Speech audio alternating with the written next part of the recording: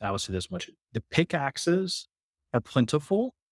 The ability to figure out where gold is at and how to get the gold is still very a human business. And you have to think about where is your organization today and where should it strive to be in a few years. And if you're sitting in that CTO, CIO role or CEO, I would damn well say, I want to spend as much time and effort getting our foundational data layer ready for this. Because if I'm not doing it, my competitors are doing it. And the little nonchalant startup that I didn't think was super important, all of a sudden is now eating away at 10 to 15% of my market share in the matter of 2 to 3 years. That's going to happen.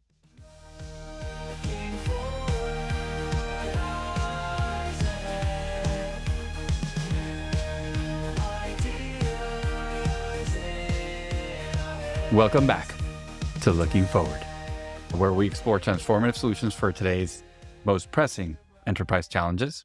We're on episode 5 already. Woo! Woo! Very exciting. And we're going to try something a little different today and have a guest on with us. That's right. We've been eagerly wanting to bring some of our team on. And our first guest today, I think, is a true expert in AI, which is what we're here to discuss.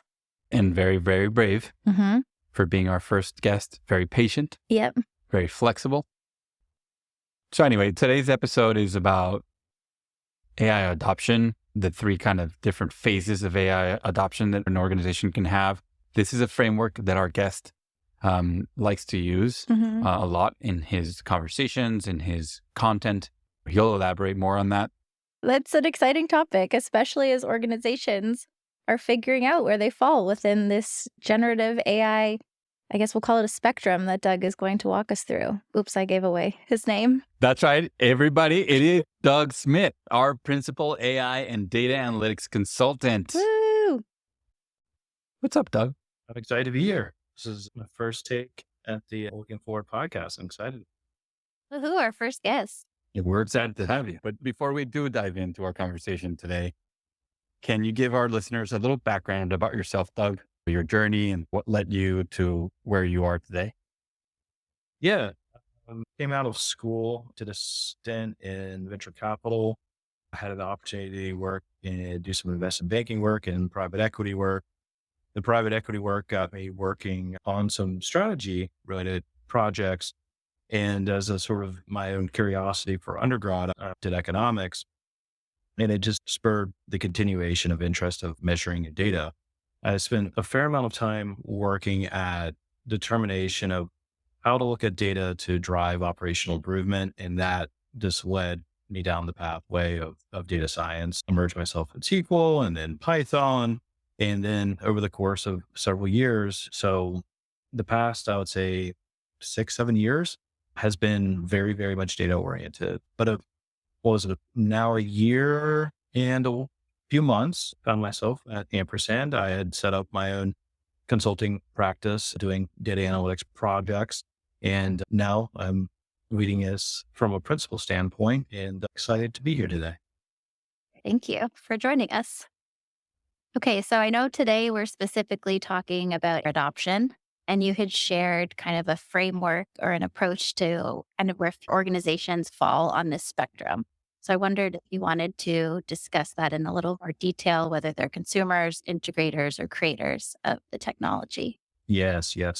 Let's put some of the definitions. The consumer is you're going to something like ChatGPT, Claude, Gemini, and just using in the more or less general Gen AI type solution, very much off the shelf.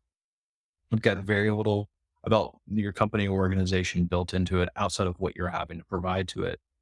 The integrators are those that now have taken the next step, which is they're tagging in specific knowledge about the organization.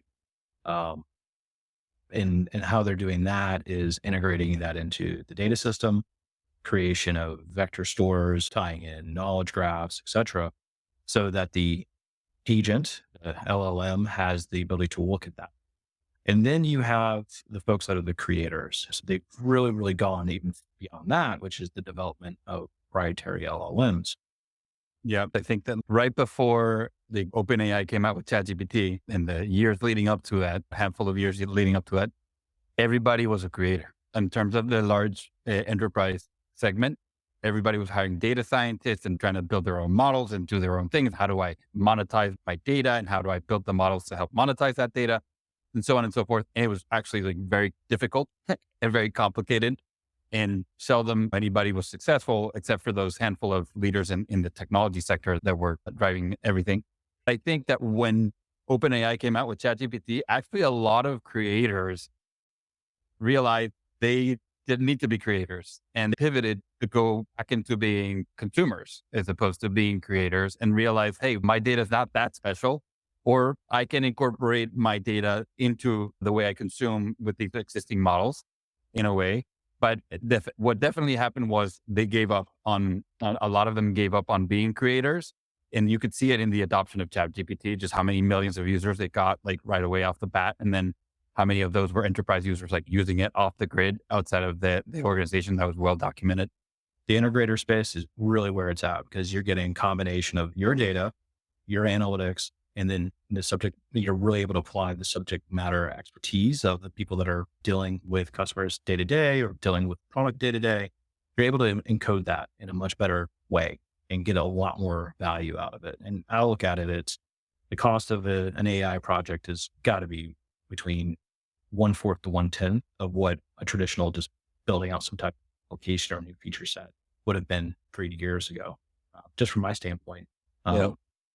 I have to think that there are some organizations out there that maybe some part of the organization is a consumer, some part of their organization is an integrator, and maybe even there's a part of their organization that could be a creator, and there might be a mix. And then the question is, in your mind, who in the organization should be responsible or is currently responsible for kind of orchestrating that and driving alignment between those different types of needs?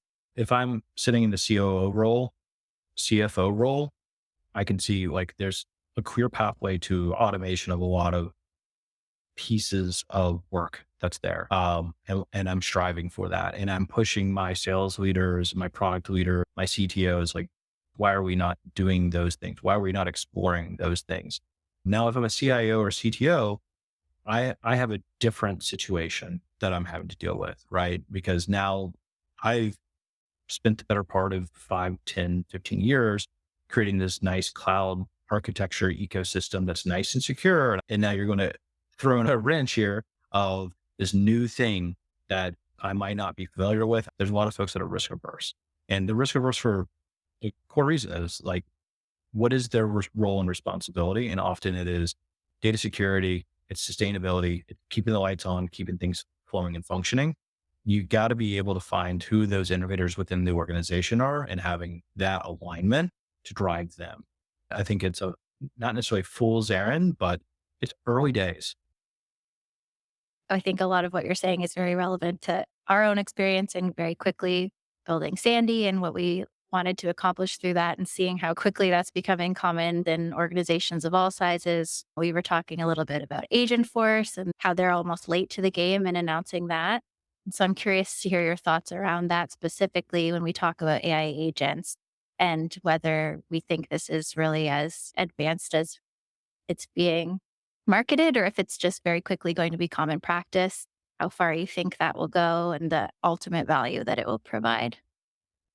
So I'm going to probably say something that's very unpopular to people that are building these products, that a lot of them are engineers. They don't actually truly understand what it is to be in the role of the people that they're serving. So as a function of that, there's going to be a ton of disruption and a lot of money thrown at problems developed by engineers with an engineer mindset that is going to be completely oblivious to the end user. I will say this much. The pickaxes are plentiful. The ability to figure out where gold is at and how to get the gold is still very a human business. And you have to take a step and think about, where is your organization today and where should it strive to be in a few years? And if you're sitting in that CTO, CIO role or a CEO, I would damn well say, I want to spend as much time and effort getting our foundational data layer ready for this. because if I'm not doing it, my competitors are doing it. And the little nonchalant startup that I didn't think was super important all of a sudden is now eating away at 10 to 15% of my market share in the matter of 2 to 3 years. That's going to happen. And I know you spoke to Agentforce. Yes, hands down, I believe Salesforce got caught flat footed. They've gone on a bit of an acquisition spree to augment what Salesforce is today to be able to have the capabilities to execute in what you'll take Mark Benioff at his word is this is a hard pivot. Why is it a hard pivot? They built this very challenging thing to displace, which is a CRM solution, an enterprise CRM solution, very complex. Well, what about the next generation of companies? Are they willing to even use Salesforce, or is there a AI CRM that completely replaces Salesforce? Possibly, who knows? But in the interim, if I'm Mark Benioff, I'm leaning into like, oh, great. I've had a ton of people using my product. I need to provide an ecosystem that people that have helped me build Salesforce to the day, the consultants, the architects, the app exchange developers, all the product folks that are on that, like I need to be able to empower them to be successful. And to be frank, you look at Microsoft Dynamics with Power Automate, the Power Platform, a lot of the feature functionality that I imagine that is going to be displayed by Salesforce has been available for the past year and a half to 2 years. So I imagine that we're seeing it at some of the biggest enterprise contracts. They don't necessarily have the technology stack that is being acquired by the more forward-looking folks. Yeah. I would also say that the hard pivot for Salesforce is because their whole product is built for sales folks. That's why it's called Salesforce. And as we know, as certified Salesforce consulting partners, a lot of the work that goes around customizing Salesforce and making it work for a specific organization or use case is in terms of how does it work for the user? And the user is not the customer. The user is the sales associate, is the person doing the sales. So with something like Agentforce, where they're coming out with a autonomous AI sales agent, they're going to decrease the need for the humans to be in the loop in the sales process. And once you start decreasing the humans in the loop in the sales process, then the entire ecosystem of Salesforce starts to take on a whole nother meaning. And a lot of the foundation that drives like the way they generate their revenue, the way their partners generate their revenue, and all this money is flowing through the ecosystem is around the users of the platform, not the customers that the companies that are paying for the platform are trying to reach. Yeah, that begs the question, once the Salesforce is automated, what does that mean for Salesforce? Yeah. You have to look at it through the prism of that Salesforce probably had to acknowledge that there's been a lot of startups that eat away at some of their traditional verticals. You look at the wealth boxes of the world and the wealth management space. You look at the Element 451s, the higher education space, Connext, similarly in the higher education space. These are all providers in the CRM space that are focusing in and really honing in on a particular industry vertical that allows for them to be able to deploy a solution for what you highlighted, the users, and making it more palatable for them to faster time to value. But in that construct, they're also able, because they've narrowed down the universe of the work that they do to just one particular industry, to be able to create agentic systems. So automated into or more elevated autonomous solutions is way more actionable than, and this is the big challenge for Salesforce, is that they've been everything to everyone. So that ability to be able to provide that it's hard because now you're having to build that for every single industry. And how big is that moat ultimately? And I think that's one of the key changes here. It's a bit disruptive in nature. I think it's just, you look at some of the positioning that's going on. I think AWS, I look at Google, and I look at Microsoft have positioned themselves to be in a much stronger position than I think Salesforce is today. I think it's going to be hard running for the folks like HubSpot and Salesforce. If you had to put Salesforce in one of the three buckets, which one of the three buckets would you put Salesforce in? They, based on what they do with Agentforce, they are going from consumer, which is you had the past year and a half or so, you've had the ability to pull in the OpenAI prompt or bring your own LLM and prompt that to an integrator. Now, they're doing that in concert with folks inside their app exchange to make that work. And what that highlights is they might have been called flat-footed because of some of the core pieces of what they're offering they don't own themselves, but are having to utilize a partner for it. The unified knowledge graph, as example, they're using Zoom in for it. Under their own presentations, this is who we're looking to partner with.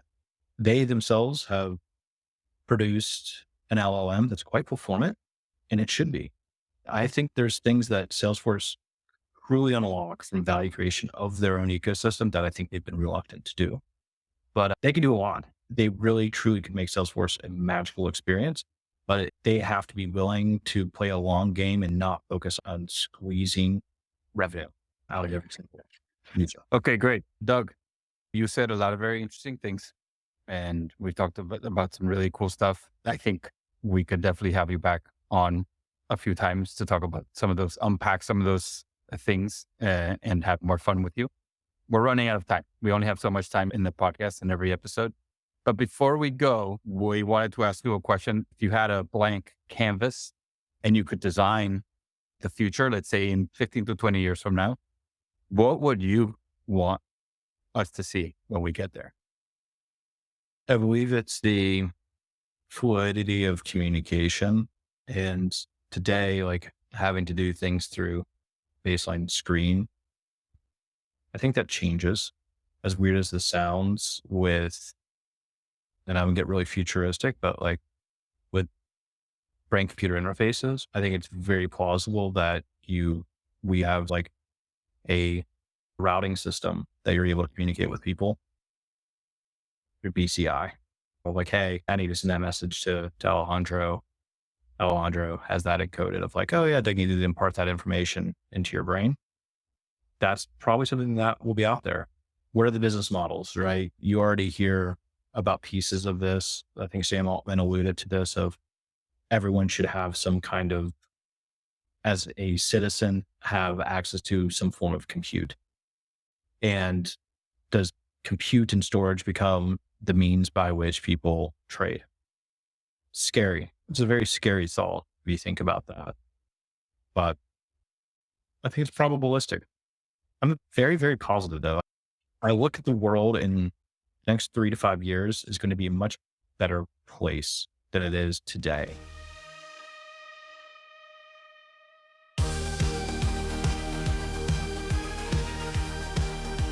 He's a large learning model, all the information that he learns. It's amazing. Yeah. And also, I would like the listeners to know, obviously, we interact with Doug on a day-to-day basis, and we don't just talk about AI, right? We get the opportunity to talk to Doug about a plethora of different subjects, and he is almost as insightful in all of them. Yeah. Just an amazing guy to talk to. Make sure you reach out to him and get to know him. Follow him on LinkedIn or connect with him on LinkedIn.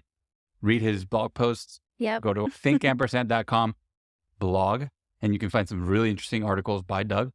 Doug is also not just a talker, he's a doer, and he's working on some of the most impactful projects here at Ampersand. All of this with a small baby at home as well. Yes.